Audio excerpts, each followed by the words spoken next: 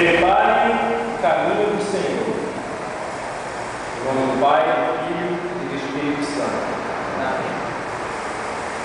Quem aqui já adquiriu um imóvel da planta, sabe da agonia que é ficar acompanhando a construção daquele imóvel, visitando o local, olhando as fotos do processo de preparação do terreno, fundações e todas aquelas etapas de construção. Isso porque a compra da casa própria é o sonho de uma vida para muita gente. E quem compra cria dívidas para si, precisa rapidamente ocupar aquela casa.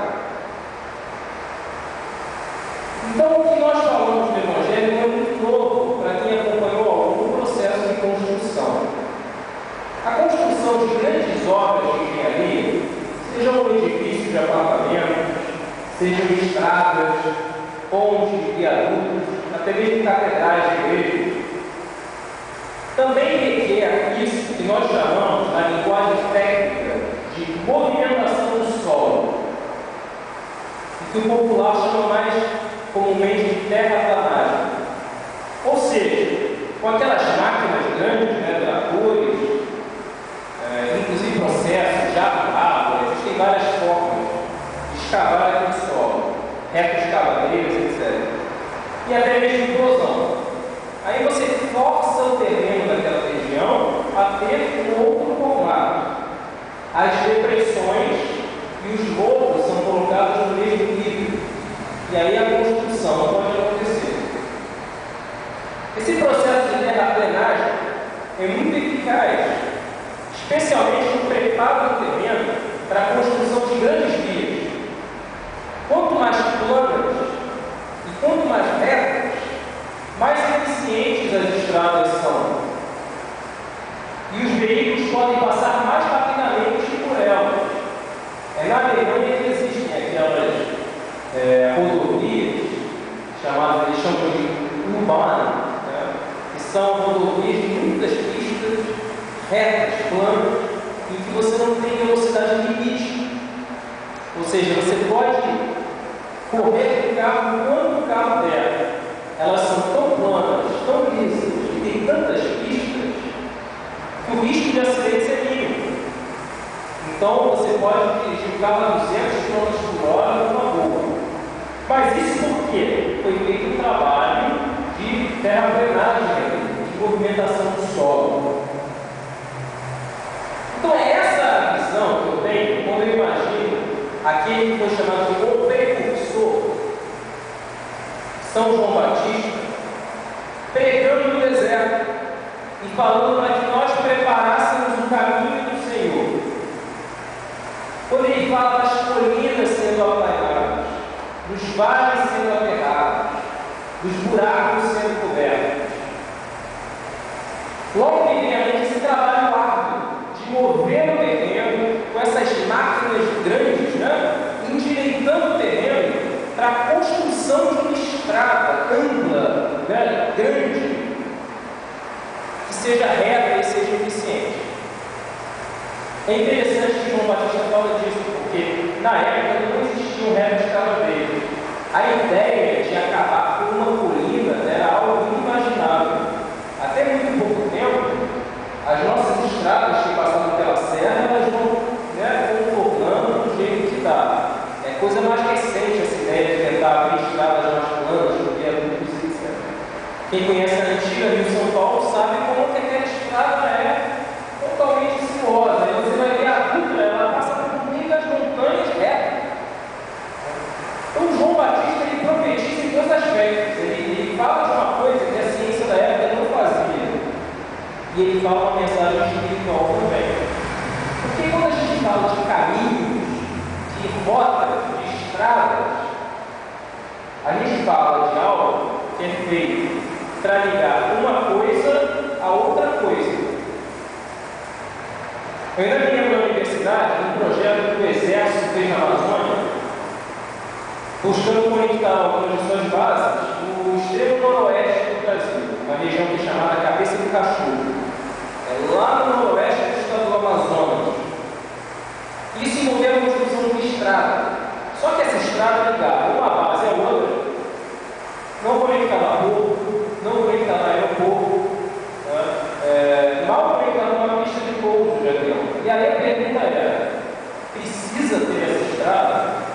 acabou que o governo federal cancelou a ideia dessa estrada. Era mais fácil ter pista de pouso nas duas localidades. Porque aquela estrada não tinha sentido. Aquele caminho que ia ser aberto ali, chegou a ser aberto em partes, era caríssimo e não ligava nada a lugar nenhum. O caminho que o Senhor quer abrir, Ele nos manda preparar para Ele, é um caminho pelo qual Ele quer passar. Ele não é um caminho que liga nada a lugar nenhum. Ele é um caminho que conecta todas as pessoas. Ou seja, é um caminho de fraternidade, é um caminho de carinho, de vida em comunhão. E é por essas estradas planas, amplas, sem limites de velocidade, que a mensagem de Cristo tem que passar. Ela passa fácil. A gente tem que preparar esse caminho para que essa mensagem de Cristo passe fácil nas nossas vidas. Só que nem sempre o caminho está bem preparado. Às vezes, os vales e as montanhas tornam o trânsito por esse caminho muito difícil. É como quem vai subindo a serra, e você vai, gira, vai para um lado, vai para o outro, demora um tempo, o carro não desenvolve, mas a gente tem carro populado, 1.0, o carro não vai, tem alguém atrás que está buzinando, você leva, e você vai ali naquela estrada sinuosa e perigosa às vezes, com medo de cair, com medo de sofrer um acidente.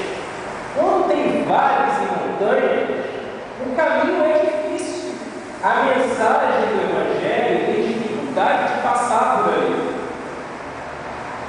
A preparação, a gente fala nesse momento de preparação. Essa preparação que Deus espera de nós no momento consiste exatamente em nós aplainarmos esse terreno.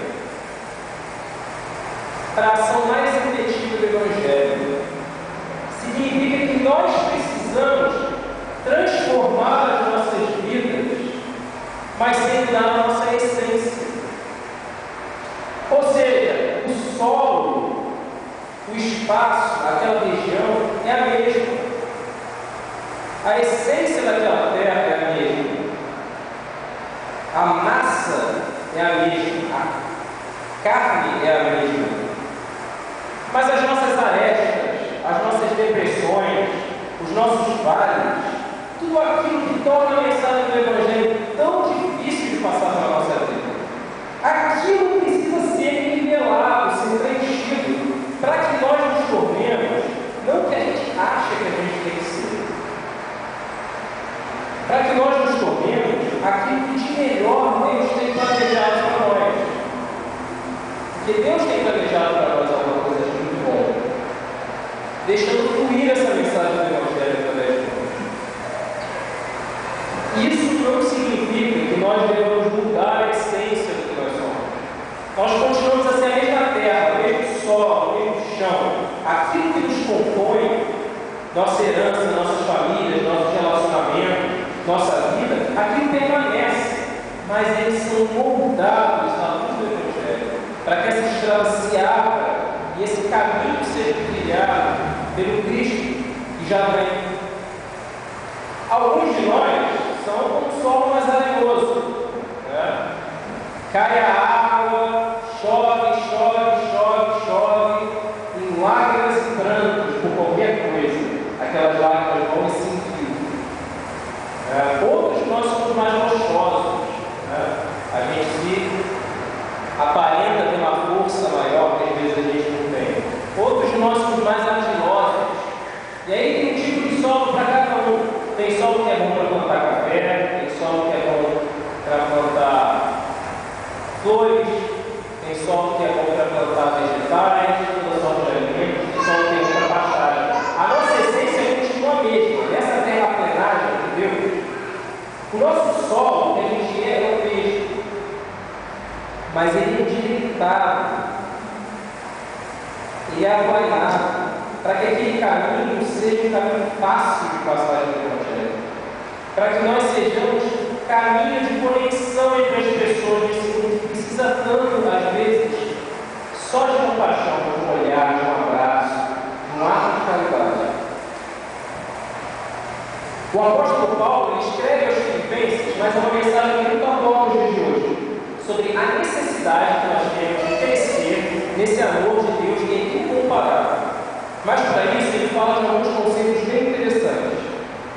Primeiro ele fala em perspicácia, ou seja, crescer no amor, viver em comunidade, propagar o Evangelho, são ações que precisam de uma boa dose de perspicácia. E por que não dizer malandragem da gente? Para que a gente possa perceber como é a melhor forma, o melhor caminho para preparar o projeto de Jesus. E quem realmente quer crescer no Evangelho conosco. Ele também fala, o apóstolo, fala de sensibilidade. Pois nada adianta preparar esse terreno de acordo com os nossos projetos, gastando energia para derrubar morros e novos, quando é possível simplesmente fazer um desvio pelos lados, ou elevar a estrada através do viaduto. Essa sensibilidade não dá para a gente aquele feeling, né? Aquela sensação de perceber a forma mais adequada de darmos vez à vontade de Deus. Por fim, o apóstolo fala de discernimento, para que nós possamos distinguir o que é o melhor. Isso porque, na nossa frente, hoje em dia, surgem muitos evangelhos contraditórios. O discernimento é para a gente entender que evangelho que a gente quer que passe pela nossa vida. Somente um evangelho que fala realmente da fraternidade, da justiça entre os povos, da reconciliação em Jesus Cristo. No nosso discernimento, nós precisamos aprender se estamos realmente abrindo espaço para a propagação do Evangelho, ou se estamos somente replicando os vícios das religiões que não libertam e acabam perpetuando a desigualdade entre as pessoas. A profecia de Baruque mostra para nós essa força irresistível do amor de Deus, capaz de reunir todo o seu povo numa nova cidade cheia de glória. Baruque, para quem não sabe, foi secretário de Jeremias e testemunhou a destruição da antiga Jerusalém pelos invasores da Babilônia. Ele viu a cidade de Jerusalém destruída. Então, quando ele fala dessa Jerusalém em glória, a gente tem que entender esse contexto. Ele escreve a época das lamentações de Jeremias, da cidade destruída, e ele escreve profetizando uma nova cidade, onde também os caminhos serão aplainados, as colinas serão derrubadas e os vales aterrados. Ao proclamar essa nova Jerusalém, gloriosa e exaltada por Deus, Baruque nos faz lembrar dos caminhos construídos pelos terrenos aplainados. São os caminhos que conectam as pessoas. São os caminhos que nos fazem próximos uns dos outros. São esses os caminhos que Deus quer construir em nós. Os acidentes que tornaram a jornada do povo difícil serão aplainados nessa nova Jerusalém, da profecia. A esperança nossa é a abertura desses caminhos, entre os povos, por onde vão passar as pessoas a pé em desespero, mas sim as carruagens levando as pessoas, toda a gente, ligadas através da mensagem do Evangelho. Isso me lembra uma canção do MPB, na verdade é um ritmo revolucionário para mim, do rock nacional dos anos 80, que é a composição do Nelson Motta do Lúcio Santos, é a cura do nome da música. Eu gostaria de saber o motivo pelo qual eles compuseram essa música. Eu acho que ela fala muito a mensagem do Evangelho, embora eu não tenha noção nenhuma se querem sair alguma religião. Ela fala de esperança, né? Dos faróis, de iluminar a esperança, e de toda a incerteza vã que será demolida, da cura que virá para todos os males um dia.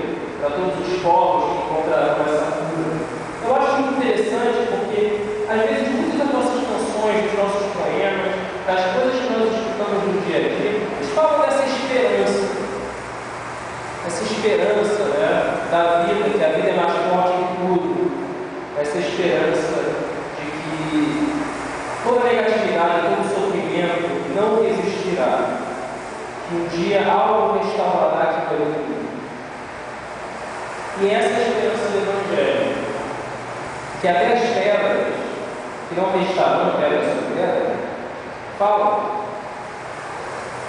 Até as pedras do terreno rochoso, quando caem na explosão da montanha, da qual não restará pedra sobre pedra, falam.